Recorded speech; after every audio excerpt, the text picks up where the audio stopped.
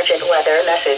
The National Weather Service in Cleveland has issued a severe thunderstorm warning for northern Ashland County, southern Lorain County, Medina County, northern Wayne County until 5:15 p.m. Eastern Daylight Time. At 4:29 p.m. Eastern Daylight Time, National Weather Service Alpha radar indicated a severe thunderstorm capable of producing quarter-size hail and damaging winds in excess of 60 miles per hour. This storm was located near Savannah and moving east at 45 miles per hour.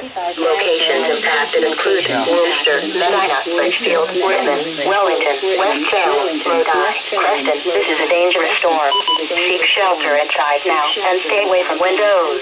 Repeat, a severe thunderstorm warning has been issued until 5:15 p.m. Eastern Daylight Time for the following counties in Ohio: Ashland, Lorain, Medina, and Wayne.